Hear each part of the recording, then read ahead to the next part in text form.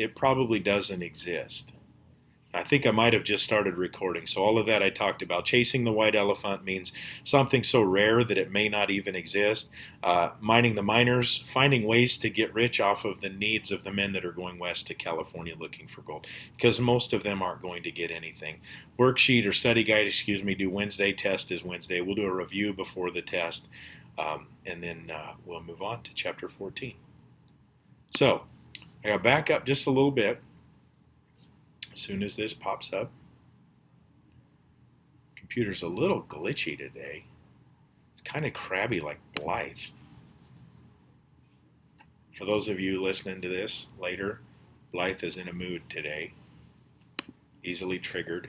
She's wearing a winter parka made out of hamsters and dead baby seals.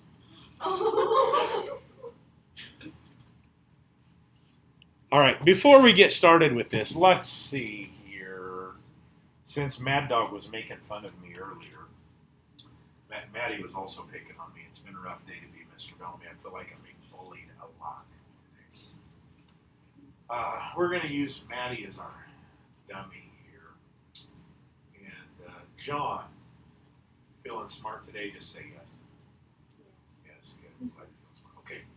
So I'm going to challenge you, John. I'm going to ask you a question. If you get it right, you win. What do you win? Nothing. Knowledge that you're smart. Okay. If you lose, and you can't try to lose, you have to promise to try to win. If you lose on Wednesday, right before the test, well, after the test, I don't want to waste any of your time, we're going to shave Mad Dog's head. No, it's not an option for you. Okay, let's have a class vote. How many of you agree this is a good, fair bet? Raise your hands, please. All of you raise your hands or you all failed. Put your hand up or I'm going to give you an F in my class. Thank you. Your hand just went up. I saw it. You went like this. It went up. Okay, so everybody agrees. 100% agree. Okay, John, here's your question. So, Maddie, right now, you are John's biggest fan. Like, you're praying that he can answer my question. Because otherwise, you and I are going to look like twins. Well, minus the facial hair. You should just shave off one of her eyebrows. And her head? That's rude. No, I just. So here's your question, John. What were this is 3 questions actually, the 3 requirements for an American to settle in Mexican Texas? Oh, Maddie! Oh, I'll bring my clippers on Wednesday. On Wednesday? Yeah, right after the test Wednesday, we're shaving your head. I might not be here. Oh, you'll be here. No, she won't. Okay, since John was gone, I'm going to give you an opportunity to pick someone that has to answer my question. Oh, I know this. Madison. I know this. Probably has it. You have to learn Spanish, Speak Spanish, very good. become Catholic, and obey Mexican law. Oh, she saved your hair. Now you can come to school on Wednesday. I might not be here. No, you have to be here. I don't Because know. we're not shaving your head now. Good job. Anyway, hopefully, how many of you, by the way, could answer that question? If you would have been put on the spot, you got it. Okay, that is on the test, by the way, so make sure you know the answer to that. Okay, so here's how this thing gets started. Here's how the gold rush starts. It's January of 1848. It starts with a speculator named John Sutter. Sutter was not looking for gold, but Sutter was a super smart guy, and he owned a boatload of land in and near Sacramento, California. Sacramento, California was slowly had people trickling in because the climate is beautiful, the growing conditions for crops are beautiful. It's on the sea, so it's got a port or a harbor for trade with Asia. Sacramento's a gorgeous place. And Sutter understands that. So he buys up a bunch of land knowing that as people are moving west, they're going to flood into Sacramento. And if they come to Sacramento, they're going to have to buy land from him. He also owns a general store in Sacramento. So he has the stuff that you need when you move there. What he's missing, and he understands this, he needs a lumber yard. He wants to own the wood that you're going to need to build a house if you buy land from him to live in Sacramento. So he has a hired man. Sutter's a fairly wealthy guy. He's got a hired man named James Marshall. Marshall's a good, hard-working dude. Works his tail out. And he says, Marshall, I need you to go upstream on the American River and build a sawmill. Why do you build a sawmill on a river? Well, first of all, back up a second. What is a sawmill, or the purpose of a sawmill? What? To take trees and cut them into boards. Why do you build a sawmill? To take trees and cut them into boards on a river. Why not build it in an open place? So you cut the trees down upstream and you float them to the sawmill, because there aren't any roads or even really very many wagons that could haul a gigantic tree. So you use water to float them to the sawmill. That's reason number one. What's reason number two? Why it's necessary to build next to a river or on a river? Trees need water. There's more trees near the river. But in the Sierra Nevada mountains, it's sort of all trees anyway. How do you power your sawmill? Water. It takes water. There's no electricity, so it's not like when I want to cut boards, I just plug in my saw. There's no electricity, so I got to have a water wheel that turns a gear that turns the blade inside the sawmill that can cut those trees. The problem with the American River, the first thing Marshall has to do is the American River is kind of wide and shallow and lazy. It's just a meandering, slow river. So in order to speed up the current of the river, to turn the water wheel to power the saw blade, he has to pinch it. So he's got to make the river narrower and deeper at a spot. Once he does that, the water wheel will turn much greater. So he's supposed to take this group of, I suppose he's got 5 or 6 guys, and he's supposed to pinch the river, build the mill. And this is about a day's ride out of Sacramento, so this is going to take a little bit of time and a little bit of energy. They're living off of the land, basically, while they're there. So one day, January 24th in particular, Marshall is working his tail off, and he's probably built up a sweat. You kind of have to use your imagination on this a little bit. And he's working just downstream from where they've pitched the river and they've started to build the mill. So the water is flowing toward him, the mill is upstream from him, and because they've taken and pinched the river, they've mucked up all of the dirt in and near the riverbank. As a result of that, the flow of the water has washed away all of the sediment and debris and lightweight materials, leaving behind just the heaviest stuff. Now, if you're sitting in science class, do your science classes have one of those periodic table of elements on the wall? Science nerds always have those. Or at least you know what I'm talking about when I mention that? All the elements that exist are on that chart. And you can see the atomic weight of them. Gold is really, really heavy. So when everything else is washed away, the gold tends to stay. So Marshall's, he's hot, he takes his hanky out of his pocket and he gets it in the water, washes off his face, takes off his hat and washes his head. He's kind of cooling off and stretches, rubs his eyes, and he looks down into the river in front of him, only about a foot deep, and he sees little sparklies. He's like, So he bends down and he picks it up and he puts it in his hand. I'm not talking about nuggets. These are teeny tiny, smaller than what you would think of as a nugget. But they're all over like the stars in the sky. So Marshall, in 4 or 5 minutes, has got a whole palm full of these little teeny tiny flecks of what appear to be gold. So he takes them up to the mill and he's like, hey guys, look what I found. And they all look at it and their eyes get big and they're like, is that what we think it is? And Marshall says, I don't know. He's a construction worker. He doesn't know anything about gold or gold mining. So he does know that it might not be gold. It might be fool's gold, iron pyrite. And gold is worth a lot of money, and fool's gold is worth nothing. To give you an idea of the value of gold, first of all, why is gold so valuable? It's hard to find. It's very, very rare.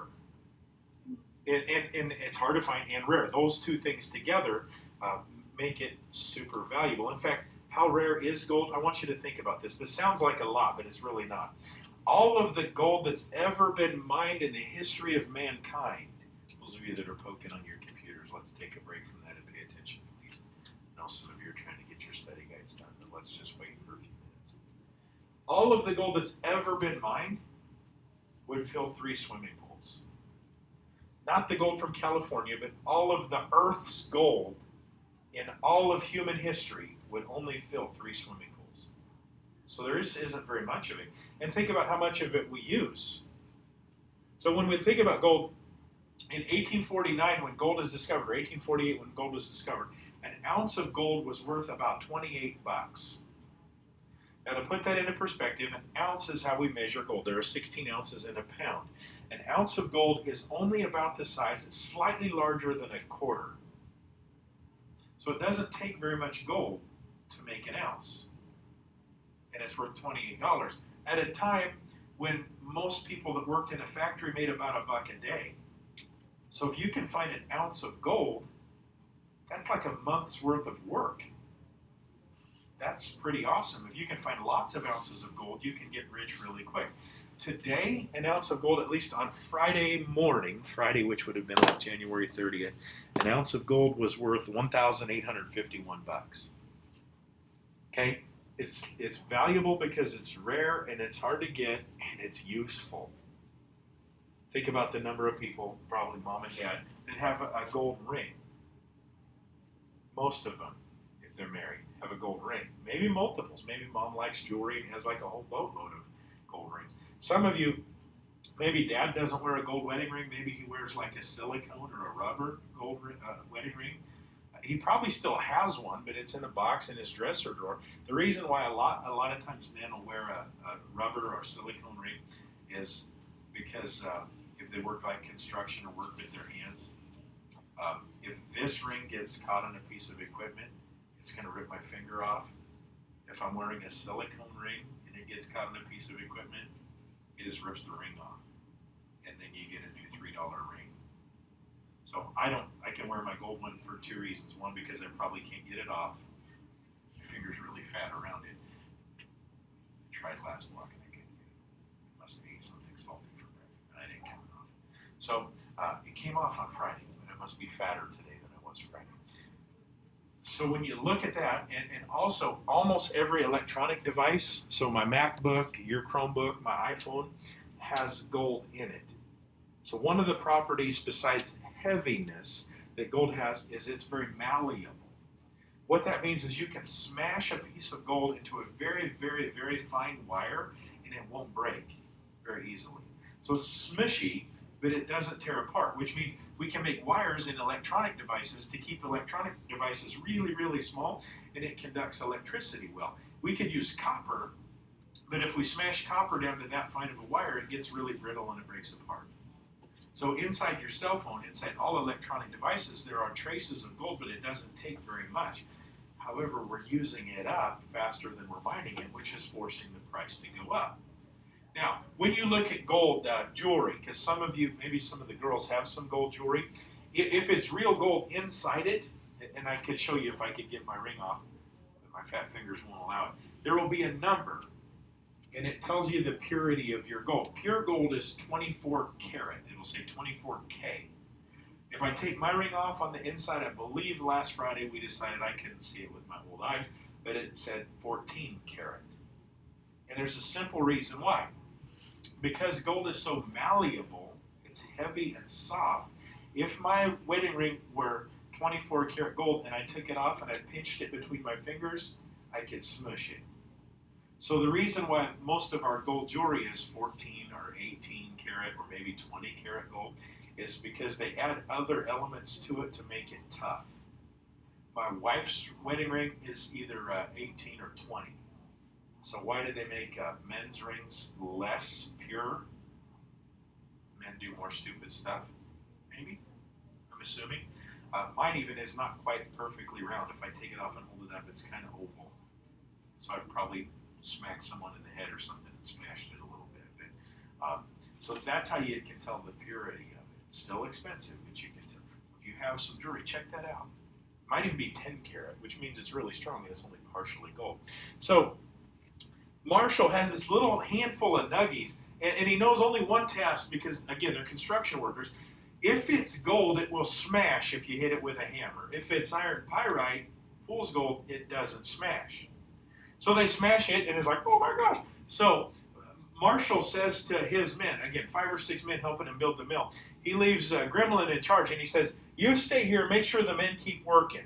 Because Sutter, by the way, is kind of a jerk. He's a jerk boss, and if he finds out that you're all running around looking for these little gold nuggets, he's going to be PO'd when he finds out. So Marshall gets on a horse. It's about a day's ride down to Sacramento.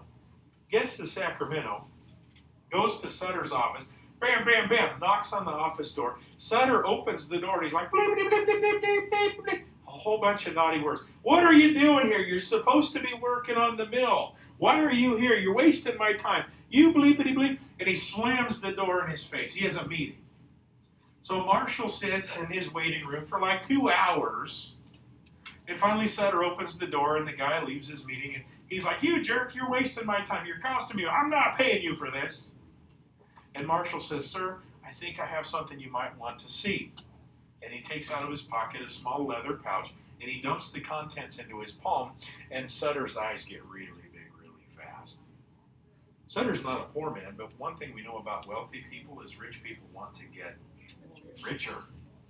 All of us would be the same. So Sutter's like, is that what I think it is? And Marshall goes, I don't know, I'm a construction worker. I think it's gold. So Sutter says, let's go really fast. They go down the street to an office where there's a worker called an assayer. It sounds like a naughty word, but it's the name of a guy. Actually, it's the name of an occupation. An assayer can determine the mineral content of a sample of stuff. So the assayer is going to tell them, is this gold or is this fool's gold? So they sit and they wait, and the assayer comes out and he says, this is almost 100% pure gold. You've got the real deal. Where'd you get it? And Marshall and Sutter are like, don't worry about that, never mind. Because they don't want to tell him where they got it. So Sutter now is jacked, and he goes, take me there. He's no longer angry at Marshall, by the way. Let's go now. And Marshall's like, sir, it's almost nighttime and it's raining. I don't care, let's go. So they ride through the night in the rain, which is probably dangerous, to get back to the mill. By the time they got there, it's morning. By the way, how much work got done while Marshall was gone? None, because Gremlin and all the workers are picking up those little teeny tiny flecks of gold out of the river. So most of it is easily picked up and gone, but it's all over. You just have to work a little bit harder for it than picking the easy stuff out. So Sutter's like, guys, this is great. There's only, we use the classic example, there's only 20 of us. Let's keep mining it. Don't tell anybody. Why does he want to tell anybody? If we mine it ourselves and there's only 20 of us and we split what we mine, we get 1/20th. If we tell people, what happens to our split? It gets smaller. So let's say Wednesday, instead of taking the test and doing a review in class, let's say I had a rumor that out on the hillside here, between the school and the track, that hillside has gold in it.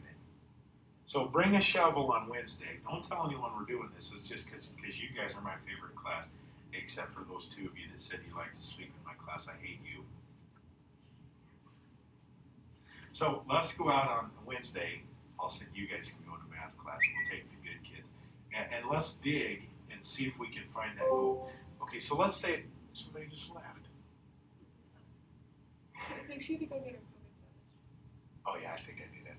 So anyway, let's say we go out there and we discover gold, but the bell's about to ring to go to 3rd block. So, okay guys, let's bury it back up so nobody knows we were out here. Because if we stay past into 3rd block, they're going to come looking for us. And if they come looking for us, they're going to want to know what we're doing. And if we tell them what we're doing, they're going to want part of it. So, shh. It's our secret. Come back at 9 o'clock tonight. It's going to be really cold. But guys, there's gold here. And bring a flashlight and a shovel. And a gold pan. I'll explain that in just a minute. And we're going to mine it all up. Don't tell anyone. So what do you think happens between now and 9 o'clock tonight? Right now, all of you are thinking, yeah, I'm just going to tell my bestie. Even I'm thinking, I'm going to roll in at 9 o'clock tonight with my truck, and Mrs. Bellamy will be with me. So I couldn't even keep it a secret. And if each of you just tell your bestie, our number's double, but what's your bestie do? Tell somebody else, and pretty soon, how many people are here at 9 o'clock? 540, the population of Odd. all the teachers, all the administrators, all the rest of the students all sneaked out there and they're digging in the gold. How much do we get? Almost nothing. So the guy that actually discovers gold, Marshall, poor guy dies penniless. He gets nothing. You would think that the guy that started the gold rush, that causes 100,000 people from all over the world to just flood into California, you would think that that guy would at least get filthy, stinking rich. That's a picture of Marshall, by the way.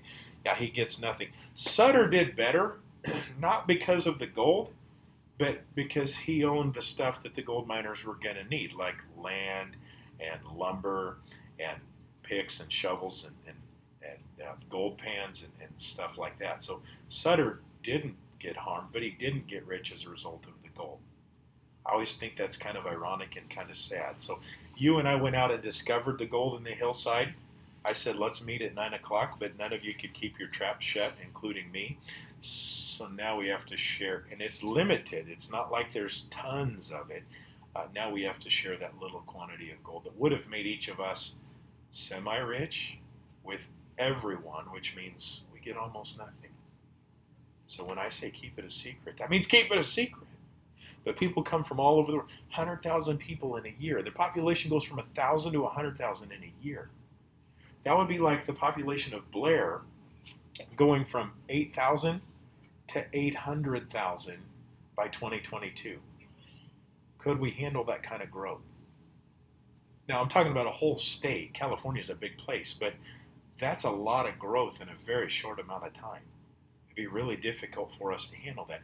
Even if the population of Blair in a year grows by a couple hundred, that puts a real squeeze on housing and a squeeze on the schools, because those hundreds of people that move in are going to bring with them children, and we're going to have to figure out where to squeeze them into our classes, and do we have enough teachers, and do we have enough Chromebooks? And so growth is difficult if it's quick. Elkhorn and Gretna deal with this, and Bennington deal with this all the time. Blair's growth is slow and steady over the years.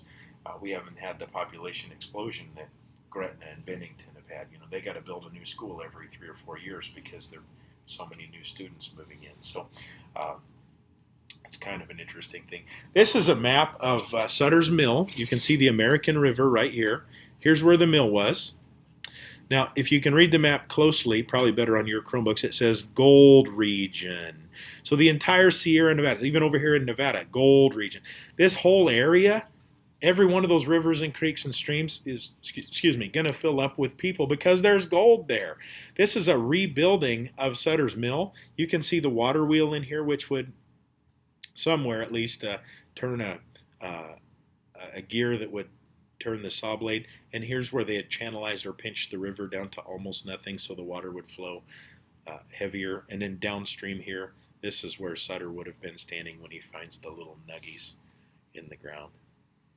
Now, the smartest people were going to mine the miners. So I talked briefly earlier about maybe you take a couple wagon loads of whiskey. Saloon keepers made bank because miners didn't bring their wives, and they're dirty, stinky old men, and they work 6 days a week, and maybe on Saturday night they're like, let's go to town and have a few drinks. So if you walk into a saloon and you order a bottle of whiskey for you and your pals that you've been mining with, you don't pay with money. There isn't really currency in California. The currency is gold. So instead you pay by the pinch, which sounds kind of spooky and creepy, but that's not the kind of pinch I'm talking about. So if I walk into a saloon and I order a bottle of whiskey and the bartender says that'll cost you 2 pinches, I take out my little teeny tiny pouch of gold that I had to work my tail off for all week to get these little flecks of almost microscopic gold. And the bartender gets to reach into my pouch with his fingers and grab a pinch of gold. If it's 2 pinches, he takes out 2 pinches and puts it in a jar for the owner of the saloon. So if I own a saloon and I'm hiring a bartender, what's the number one quality for my bartender? Big fat fingers, big hands. Because a guy with big fingers can get a bigger pinch than someone with little pointing fingers. And even bartenders figured this game out a little bit, and they started to let their fingernails grow. So when they would dig in for a pinch, they get the saloon keeper's pinch, and then there's gold underneath their fingernails. So at the end of their shift, they clean out their claws and they get a little bit of gold. And it doesn't take a lot of gold to add up to great value. so the saloon keeper really doesn't have any, it's speculation, but he doesn't have much to lose. If he can get whiskey to California, they're going to want it. So mining the miners. In this instance, we're talking about a guy named Levi Strauss. How many of you have heard of Levi? You probably all have. How many of you at some point in your life have owned a pair of Levi's jeans? This is the jeans guy. So he doesn't start out as the jeans guy. In fact, even those of you that have not owned a pair of Levi's, have anybody wearing jeans today? Have jeans on? Only one? Oh, you have jeans on. Yours are just worn out. Looks like you've been crawling around in the rocks of a gold field. Okay, your genes, most likely, I'm going to demonstrate to you in a minute, were infected by this guy, or affected by this guy. So Levi Strauss originally was born in 1828 in Buttenheim, Germany. Yes, it has the word Button in it. It's got to be a cool town. He and his family immigrated to America. His original name was Loeb, L-O-E-B, Strauss. But in the 1820s, 30s, 40s, 50s, 60s, in the 1800s, there was a movement in America called nativism, which meant there's a group of people that's job was to hate everyone who was not native to America, so immigrants, which is kind of ironic because who are the only people that are actually native to America? Yeah, Indians, Native Americans. So the nativists themselves were not native. So if you're an immigrant coming into America for that 100-year period, you ditched your culture as quickly as you could. So Loeb doesn't want to be Loeb because that makes him sound too German. He changes his name to Levi, which is kind of American. And as soon as immigrants got here, they needed to learn to speak English quickly because if they spoke German, they're going to be persecuted.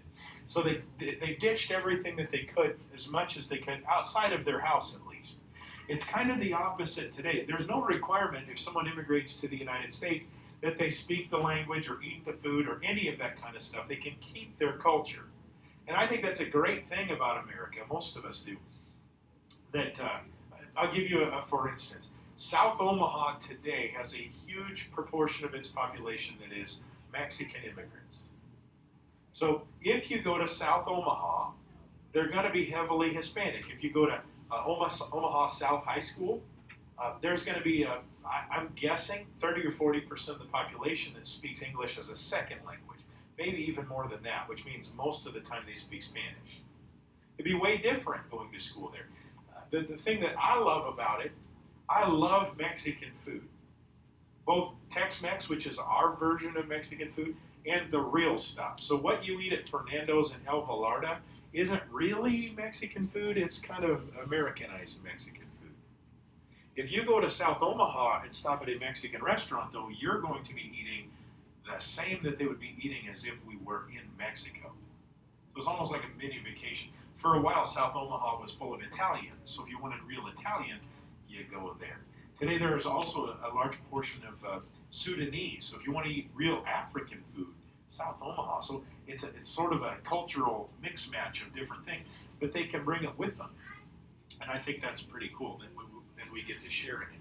So Levi heads to California under his father's advice. They owned a dry goods store, I think in Boston or Philadelphia, one of the two. And his dad says, hey, there's lots of people moving to California. Why don't you go start up a store, family store, in California, San Francisco? And Levi says, okay. So he loads up a couple of wagon loads of stuff, but he takes mostly with him this new kind of cloth material called denim. Blue jeans. And back in the old days, denim wasn't like what my blue jeans are or your jeans are, because mine are like really soft, and they were the day I bought them. When I was a little kid, I remember when school would start, my mother would buy me a new pair of Levi's, and they were really thick and heavy duty and stiff as a board. And they were not at all even kind of comfortable. They were dark blue. They didn't look cool, and they weren't at all even kind of comfortable until they've been washed about 20 times. Then they get broke in and they feel comfortable. We're lucky because the stuff we put on is like, wow, this is comfy. So he takes this material not to make pants, but to make tents. Because all these miners are sleeping in tents. So it's a heavy-duty material. It'll keep rainwater off of them. So he's in his shop and he's making tents and sewing them himself and not having a ton of success. when one day a miner walks in, and miners wore pants that were probably more like what I usually wear, khakis of some sort, maybe kind of a cross between a khaki and a cargo pant. How long do you think those would last crawling around in the rocks and gravel in the gold fields? The biggest problem they had is miners were always looking at rocks, size of your fist, and like, this might have gold in it, but I'm busy. So they'd stuff it in their pocket, and their pockets would always rip off. So this miner stops into Levi's shop, and he goes, "Hey, can you help me?" And Levi's like, "Yeah, absolutely. What do you need?" He goes, "Do you have any pants? My pants are ripped. Someone needs to ship me some pants." Did that commercial. I shipped my pants. I love that commercial. Anyway, Levi goes, "Oh, no, man, I'm sorry. I don't have any pants." And then all of a sudden, ding, light bulb moment. Light bulb, you know what it means? He has an idea. He says, "Come back tomorrow." And he sets to work at sewing the guy a pair of pants out of this really heavy-duty material.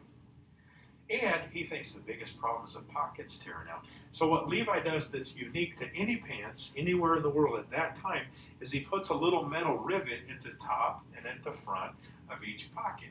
So even my pants they're not Levi's. These are American Eagle. They probably wouldn't be good for working in the gold fields because they're not really very heavy. Do yours have a little metal button right here? They don't. How about yours? Right here. They don't even have to be Levi's, but they have it.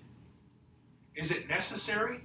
No, it's probably only there out of tradition. But if you wear a pair of Levi's, they for sure have it. So this miner walks in, he's like, "Oh, they called them waist overalls." So they weren't overalls, they stopped at the waist. So he sold the first pair of pants. He was mining the miners. He found a new need, and he filled the market for that need. And as a result, Levi Strauss & Companies is still making jeans out of San Francisco, California, even today. This is the oldest known pair of Levi's, 1879. When you look at them, do they really look any different than what you would wear today? No, even kind of the color is about right. They don't have enough holes in them for the girls, but boys would wear those. Notice the biggest difference when you look at them, you see the little rivets on them. Hold the pockets together. No belt loops. But instead of belt loops, look here, they got little buttons. What's going on with that? I think somebody said it, but I can hear you. Not overalls, but I think you're thinking it. Suspenders. Right? You know what suspenders are? Okay. So they didn't have a belt, they wore a suspender. In fact, the first Levi's had a clasp on them. So you could switch the size. You could tighten or loosen them maybe by a couple of inches even, so they didn't have to have as many different sizes. That has to go away because of a shortage of metal. So even this little clasp was a waste of metal during World War II. So we haven't seen that clasp. So if you find a pair of Levi's at a Goodwill or something, and it's got this weird looking clasp on the back, they're really old, and they're probably worth a lot of money because, believe it or not, there are Levi's collectors, sort of like there are shoe collectors. Someone finds an original pair of Jordans, they're worth a lot of money. An original pair of Levi's, worth a lot of money. So it's kind of weird that people would collect them, but they do. Now this is a poster that's one of the reasons why people wanted to go to California. It makes it look so easy. All you got to do is dig and you find this big old nugget and you're rich. Jack, look at this. And this is a poster that's in Virginia. So it forces people to think about the prospect. And if I decide I'm going, I set my wife and my kids up, go stay with your mom for a couple of months. I'm going to get rich. I'll be back. There were 3 ways to get to California. The simplest way, simplest kind of a long shot here, was the Oregon Trail. But that's 4 to 6 months. And that's if your timing is right. It might be December. Well, you got to wait until March or April to leave Independence, Missouri. And it's going to take 4 to 6 months. And after playing the game, it's kind of deadly. And if I know there's gold in California, I want to be there yesterday. I don't want to wait for 6 or 8 months to get there. So that's probably the cheapest and most common way to get to the gold fields. Another way, you could take a ship down the coast of North America to the Isthmus. It connects North and South America. Isthmus is a narrow strip of land connecting 2 larger bodies of land. Today, the Isthmus is in the country called Panama. In fact, on that isthmus today, there is a canal connecting the Atlantic and the Pacific. The canal obviously doesn't exist at this time. But you take a boat to the isthmus, You get on a horse and ride through a swampy, marshy, lakey area full of mosquitoes that carry malaria. Get on a boat on the west coast and sail to California, so you're there in weeks instead of months. That's equivalent today of about $3,000 for that trip, and a pretty good shot you're going to get malaria. So that's kind of an iffy one. Or, so you got the Oregon Trail, you got the Isthmus of Nicaragua, which is one of my favorite words in all of the English language to say Nicaragua. Or you can take a ship and sail all the way around the coast of South America. Takes a little bit longer, it's a little bit safer, and it's very expensive. But it's also quicker than the Oregon Trail. So if you have money, you might choose one of those two methods. Now, I'm going to back up just a little bit. The most common way for early miners to look for gold is with a gold pan. You see it right here in this image. I have, this is not an antique. This is 10, 15, 20 years old. So it's not very old. But this is exactly what they would have used. I'm going to pass it around, maybe against my better judgment, so don't get your COVID on it. And if you want, you can use some hand spray when you're finished. But I'm going to pass it around because I want you to get a feel for these, how tough these guys were. So they would hold this. This is metal. It's metal, and they hold it like this. Now I'm going to pass around. This is heavy. And for those of you that are tough guys or tough girls, are like, that is not heavy, I can do that. Remember, they're not just holding the pan. It's filled with dirt and rocks and mud. Then they dip it in the water, and they slosh it around, and they vibrate it back and forth as quickly as they can, back and forth this way, back and forth this way. And because gold is the heaviest element in here, after sloshing it around and making it into a slurry, where's the gold eventually going? To the bottom, because it's the heaviest. Then after I've sloshed it around long enough, and so full of dirt and rocks, that's what I want you to think about when I pass it around. After I've sloshed it around long enough, then I put it down in the water and I wave it back and forth, and over time I wash off all that lightweight stuff, careful not to tip it so that the stuff at the bottom spills out, and all I have left when I'm done is a handful of little teeny tiny microscopic gold flakes. And I have to do that over and over and over again until I have a pouch of gold so that I've got some money. What these guys are doing, let me show you this first. This is the modern version of that. This is plastic. It weighs almost nothing. It's a little smaller too, but they make it bigger. And this one has kind of some modern technology. These are called riffles, these ridges. Any idea what the purpose of them is? Yeah, as I'm sloshing it back and forth so no gold slides out because it's heavier, it either ends up here or the bottom of these riffles. So this is just newer technology. It's the same thing as that. But if we lived in a place that had a lot of gold today and you went out on weekends and it was your hobby to pan for gold, because it is a hobby for a lot of people, you're going to use this and not that. Now, as that's passed around, think about how tough they must have been. If a 49er is doing that all day, every day, what do you think their forearms must have looked like? Popeye. They had to be huge. What about the ones with like the holes in the bottom? Yeah, the strainers. Probably didn't use very many with holes in them because unless they're just trying to filter out the big stuff and then pan the small stuff, because most of the gold they get is in the form of tiny, tiny flakes. So what these guys have got here, this is the same type of idea, but it's called a sluice box, like juice, but with a SL instead of a J. So these guys are working together. You divert a channel of water to run down your sluice box, and this is set at an angle down a hill. And what you can't see in here, but there's little wooden slats or riffles all the way along this sluice box.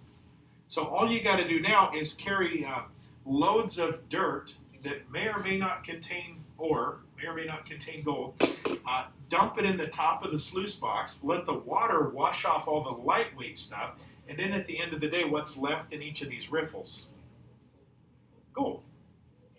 We used to, before we had coronavirus worries, we used to pan for gold in class. There's a bucket laying back there between the back two desks.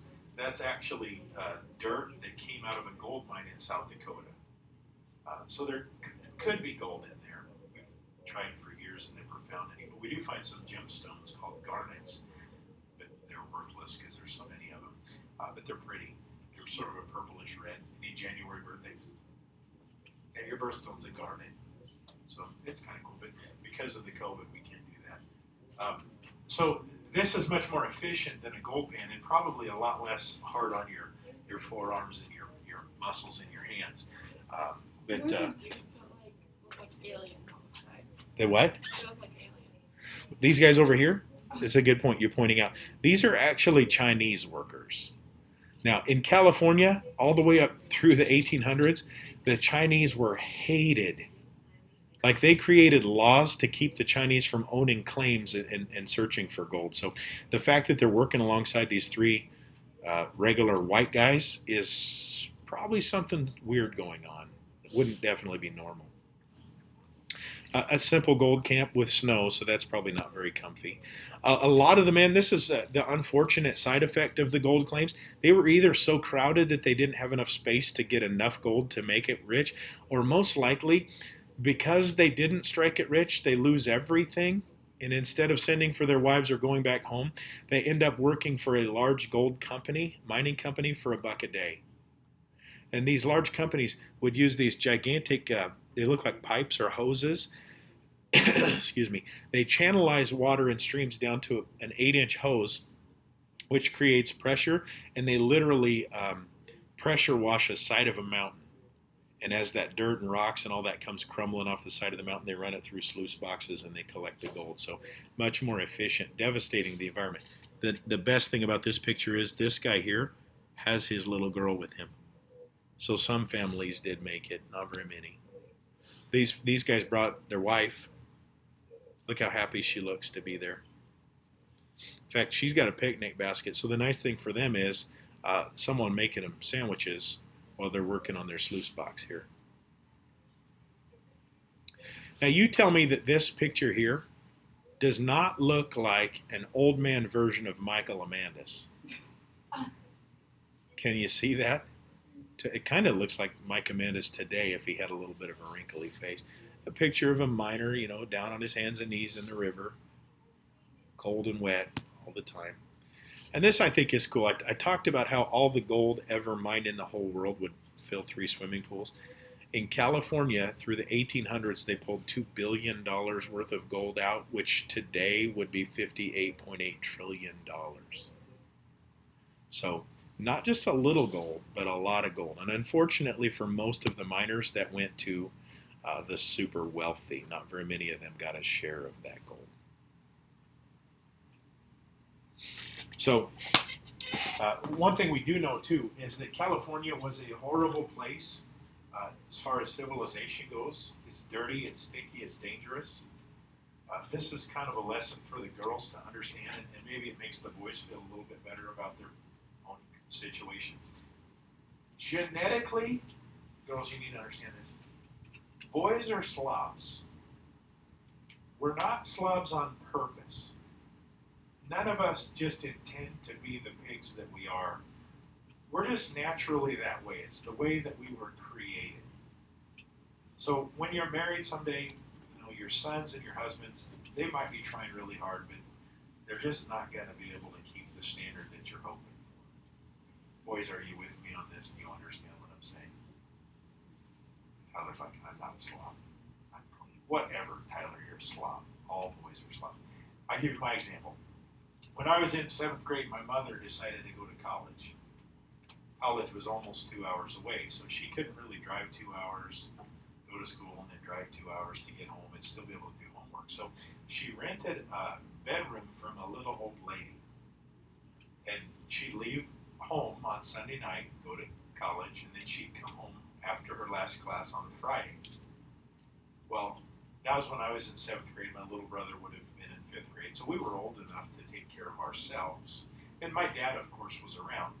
But he's a man, too. So I have 3 brothers and a father, and we were all slobs. My mother is a neat freak. She was a stay-at-home mom until she decided to go to college. Our house was always immaculate. There was never dust or dirt, never a mess. And so you can imagine when my mother would leave, we didn't care because genetics tells us to just let it go. So the sink was full of dirty dishes, and the dishwasher was full of dirty dishes, and nobody vacuumed, nobody dusted. Little brother's underwear are spinning on the ceiling fan. Little brother's taped to the wall. You know, the place was just a mess. And I remember every week for 2 years, my mom was in school. Every week, my dad would come home after work on Thursday night, and he would just start screaming at us. You jackwagons, clean up this mess before your mother gets home. So Thursday nights were horrible at my house because it was just work. And by the way, does anybody believe that it was even possible to have it up to mom's standards by Friday when she got home? Not a chance. No, it didn't matter how hard we tried because we didn't want mom to come home and be mad at us. And who wants to work all week and then come home and clean all weekend? But she did that every weekend for 2 years, no matter how hard we tried. I feel bad for her now. But she'd always come home and be like, gosh darn it, you guys, why is it always such a mess? Sorry, Mom. It's natural. She never really understood that boys can't help it. So when women started to flood into California, things began to change quickly. No longer does a man just work 6 days a week and spend a half a day at the saloon blowing off steam and wasting whatever gold he might have discovered. Now a woman gets there and she's like, so where's the house? What house? I've been sleeping in a tent. I want a house. So the men say, okay, honey, and build them a house. Then the women say, where are we supposed to send the children to school? Well, before there were women and children, there was no need for schools, so I guess we have to build schools. And we're going to church on Sunday. Oh, yeah. Guess we better build a church. So all of a sudden, life becomes much more civilized when women exist. And that's probably true today, too. I will tell you this, though. When I first met my wife, her apartment was way dirtier than my apartment. I don't understand that for sure because it's definitely not that way today. Her stuff is much better taken care of than mine. So, girls in college, when you go over to your boyfriend's apartment or whatever, when you're adults, don't expect it to be neat and tidy and clean. Or if it is, it's only because it's the first time you've been there. But after that, they're just going to let it go. Kind of like rule number 74, third date. Let one go in the car and see how she reacts. Remember that rule, guys? It's a good rule.